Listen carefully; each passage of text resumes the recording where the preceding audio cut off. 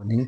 आइए आज हम लोग सुनते हैं परमाणु रिएक्टर यानी कि न्यूक्लियर रिएक्टर रिएक्टर के बारे में। यानी कि जो परमाणु विखंडन होता है, यानी कि जिस स्थान पर यानी कि जिस जगह पर परमाणु विखंडन की क्रिया कराई जाती है उसे परमाणु रिएक्टर कहते हैं। यानी कि भारत में अपना परमाणु रिएक्टर जो है वह है VARC यानी कि भाभा एटॉमिक रिसर्च सेंटर। यह हो गया यानी कि भाभा परमाणु अनुसंधान केंद्र यानी कि भाभा एटॉमिक रिसर्च सेंटर। और परमाणु रिएक्टर जो होता है यह अपने भारत में यानी कि ट्रॉम्बे यानी मुंबई में स्थित है। यानी कि 1956 ईस्वी में अप्सरा में लगाया गया था। और भारत का कामिनी रिएक्टर जो है वह कलपक्कम में स्थित है। यानी कि नाभिकीय विखंडन जो होता है इसमें जो होता है एक बड़ा सा नाभिक होगा, यानी कि एक बड़े नाभिक को दो नाभिक में तोड़ा जाता है। इससे जो होता है अत्यधिक मात्रा में जो होता है वह ऊर्जा निकलती है। यानी कि इतनी ऊर्जा निकलती है जिसकी कोई क्षमता नहीं होती। नाभिकीय विखंडन यानी कि यह विकिरण संलयन की क्रिया जो होती है यानी कि यह काफी खतरनाक होती है। लेकिन फिलहाल क्या है कि इस नाभिक विखंडन की क्रिया को नियंत्रित किया भी जा सकता है। अगर नाभिकीय विखंडन की क्रिया जो है यह अनियंत्रित हो जाए तब यह हमारा परमाणु बम यानी कि एटम बम का रूप ले लेती है, जिसका विस्फोट इतना भयानक होता है कि आदमी एक ही सेकंड में भाप बन करके उड़ जाए। अब यानी कि परमाणु बम का जो आविष्कार किया था वह किया था ऑटो हान ने किया था परमाणु बम का आविष्कार। नाभिकीय विखंडन में परमाणु बम यानी कि बनता है, यानी कि इसमें बनाने वाला जो ईंधन होता है यानी कि वह होता है हमारा यूरेनियम और पोलोनियम। और भारत का जो पहला परमाणु परीक्षण था वह हुआ था हमारा 18 मई 1947 को। इसका इसका जो नाम दिया गया था वह नाम भी दिया गया था हमारा स्माइलिंग बुद्धा नाम दिया गया था पहला परमाणु परीक्षण को।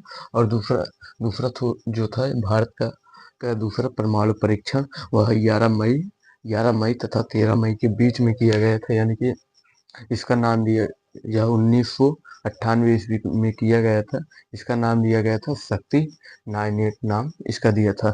और इसमें जो ईंधन का प्रयोग किया गया था वह था यूरेनियम यानी कि यह जो 238 होता है यह शुद्ध प्योर नहीं है। अभी इसके बारे में आगे समझते हैं यानी कि यूरेनियम के बारे में जिससे परमाणु बम बनाया जाता है। यूरेनियम जो होता है उसका परमाणु क्रमांक जो होता है यानी कि वह होता है 92।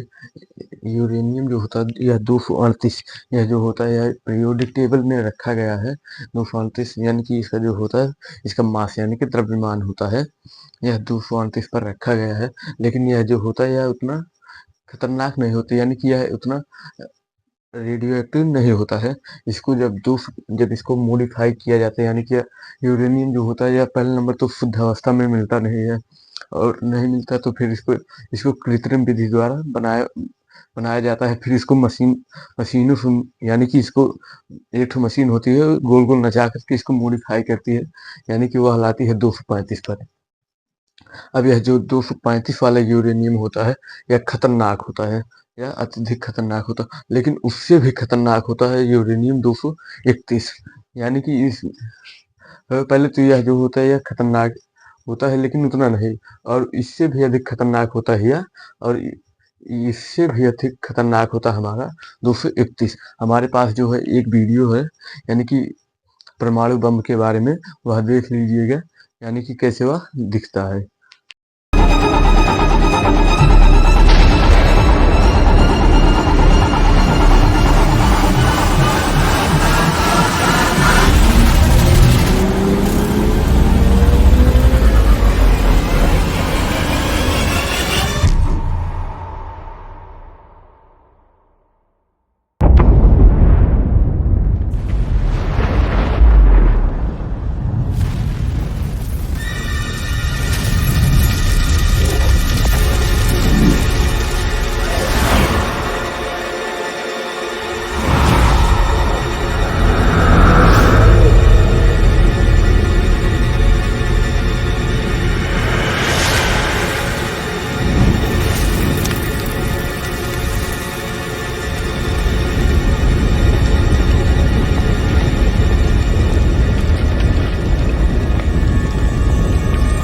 कि अब आप समझ ही चुके होंगे कि परमाणु बम जो होता है वह कितना खतरनाक होता है। वह जो परमाणु बम हिरोशिमा पर गिरा था, हिरोशिमा नागासाकी पर, उसमें से 68% यानी कि यूरेनियम उसमें यूज किया गया था, जिसमें से मात्र सिर्फ और सिर्फ 2% ही वह रिएक्ट किया था और बाकी का यूरेनियम वैसे ही पड़ा हुआ था। तो फिर सोच लीजिए, यानी कि 68%, यानी कि इसमें से 2% मात्र निकला है, उसमें से सिर्फ और सिर्फ 2% की ऊर्जा निकली थी और बाकी का ऊर्जा शेष वैसे ही है। यानी कि अब आप सोच ही सकते हैं कि परमाणु बम जो होता है वह कितना खतरनाक होता है।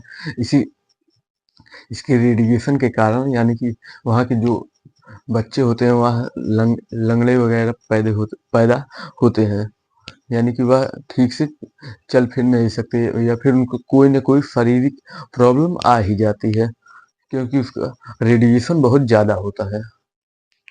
बम न्यूट्रॉन बम जो होता है, यह जब फटता है, यानी कि यह जब विस्फोट होता है न्यूट्रॉन बम, तो फिर यह बम जो होता है सिर्फ और सिर्फ जीव जंतुओं को ही नुकसान पहुंचाता है। यानी कि जीव जंतु जो होते हैं या इसके संपर्क में आने से डेथ हो जाती है और भवन इमारत यानी कि घर महल वगैरह को यह न्यूट्रॉन बम जो होता है वह नुकसान नहीं पहुंचाता, यानी कि वह सेव रहते हैं। अब समझते हैं यानी कि हाइड्रोजन बम के बारे में। हाइड्रोजन बम जो होता है, हाइड्रोजन जो होता है यानी कि सूर्य तारा और सूर्य तारा वगैरह जो हाइड्रोजन में ऊर्जा जो होती है, ऊर्जा का मेन स्रोत जो होता है वह होता है हमारा नाभिकीय संलयन।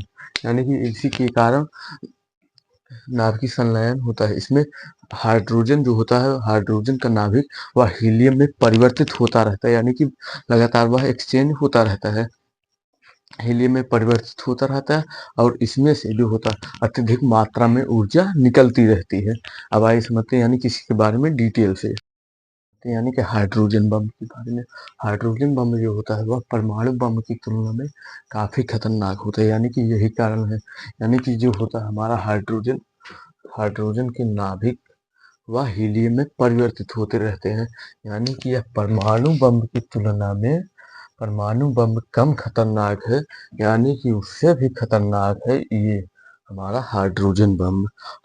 लेकिन इसके इसके लिए हमारे पास सिर्फ और सिर्फ एक ही चीज की कमी होती है, यानी कि हाइड्रोजन बम को फोड़ने के लिए जिस जगह पर इसको यानी कि दगाया जाए, फोड़ा जाए, तो फिर यहाँ पर होता है हमारा इसके लिए हजारों डिग्री यानी कि कई हजार डिग्री तक सेंटीग्रेड जब तक तापमान होगा नहीं तब तक यह हाइड्रोजन बम जो है फूटेगा नहीं।